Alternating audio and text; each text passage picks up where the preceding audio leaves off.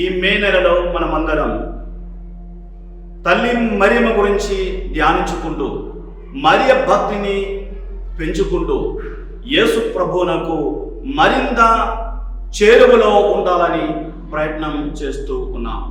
కానీ కొంతమంది తల్లి మరియమ్మ మీద ఉన్నటువంటి భక్తి యేసు ప్రభు మీద ఉన్నటువంటి భక్తికి వ్యతిరేకం అని భావిస్తూ ఉన్నారు. వారు అంటున్నారు, తల్లి మరియమ్మను గౌరవించడం యేసు ప్రభువును గౌరవించకపోవడమే. కానీ అది నిజమైన భావన కాదు, సరైన వాదన కూడా కాదు. తల్లి మరియమ్మను గౌరవిస్తే మనం నిజంగా యేసు ప్రభువునకు మరింత చేరువలో ఉంటాం. ఎందుకంటే తల్లి మరియమ్మ ఎప్పుడు కూడా మనలను యేసు ప్రభువు నుంచి దూరం చేయరు, దగ్గరికి చేరుస్తూ ఉన్నారు. యోహాను సువార్త 2వ అధ్యాయం 5వ వాక్యములో తల్లి మరియమ్మ ఈ విధముగా చెప్తున్నారు, ఆయన చెప్పినట్లు మీరు చేయండి. సేవకులకు తల్లి మరియమ్మ చెప్పినటువంటి మాట ఇది, ఆయన చెప్పినట్లు మీరు చేయండి. ఇది కేవలం కానాపల్లెలో ఆ పెళ్లిలో మాత్రం జరిగినటువంటి ఒక విషయం కాదు.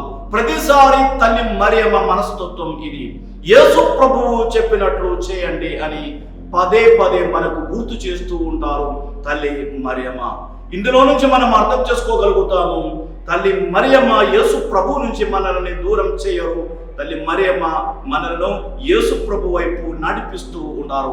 ఆయన చెప్పినట్లు మీరు చేయండి అని పదే పదే తల్లి మరియమ్మ గుర్తు చేస్తూ ఉన్నారు.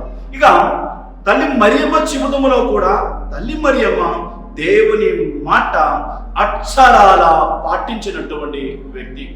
లూకాసు వార్త 1వ అధ్యాయం 38వ వాక్యంలో తల్లి మరియమ్మ ఈ విధముగా అంటున్నారు, ఇదిగో ప్రభుదాసులారను నీ మాట చొప్పున నాకు జరుగునుగాక. లూకాసు వార్త 11వ అధ్యాయం 28వ వాక్యంలో యేసు ప్రభు అంటున్నారు, దేవుని వాక్కును ఆలకించి పాటించువారు మరింత ధన్యుడు. తల్లి మరియమ్మ దేవుని వాక్కును ఆలకించి పాటించింది. అంతేకాదు శిష్యులను కూడా యేసు ప్రభు మాటలను పాటించమంటున్నారు. కాబట్టి తల్లి మరియమ్మ భక్తి వలన మనం యేసు ప్రభువు నుంచి ఎప్పటికీ దూరం కానే కాము. అంతేకాదు మనం యేసు ప్రభు దగ్గరికి నడిపింపబడతాము.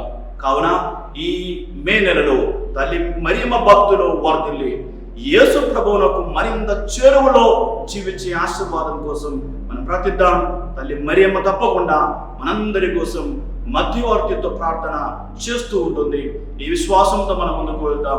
దేవుడు మనలను ధారాళంగా దీవించును గాక.